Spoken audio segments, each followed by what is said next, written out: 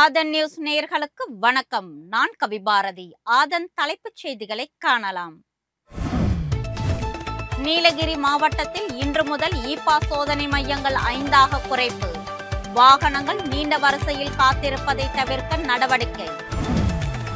உச்சநீதிமன்ற தீர்ப்புக்கு பிறகும் துணைவேந்தர்கள் மாநாட்டிற்கு ஆளுநர் மாளிகை ஏற்பாடு செய்வது தொடர்பான சர்ச்சை.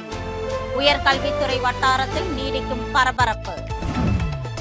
தேசிய கல்விக் கொள்கையில் 3வது மொழி கட்டாயம் அல்ல எனும் மகாராஷ்டிரா அரசின் நிலைப்பாடு.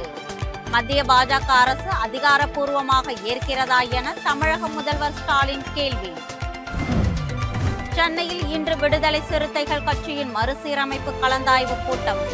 கட்சியின் தலைவர் திருமாவளவன் தலைமையில் ஏற்பாடு.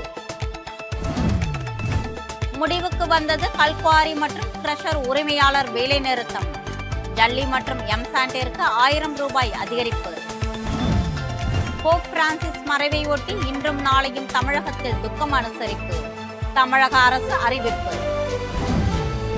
2 நாள் பயணமாக பிரதமர் மோடி இன்று சவுதி அரேபியா செல்கிறார்.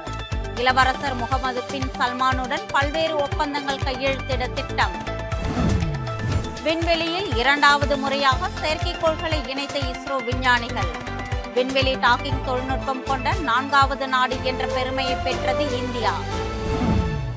சர்வதேச பூமி தினம் இன்று கடைபிடிப்பு. உலகம் முழுவதும் விழிப்புணர்வு நிகழ்ச்சிகளுக்கு ஏற்பாடு. இந்திய கிரிக்கெட் கட்டுப்பாட்டு வாரியத்தின் புதிய சம்பள ஒப்பந்த பட்டியல் வெளியீடு. விராட் கோலி, ரோஹித் சர்மாவிற்கு 7 கோடி ரூபாய் ஆண்டு சம்பளம். இத்துடன் ஆதன் தலைப்புச் செய்திகள் நிறைவடைகின்றன. வணக்கம்.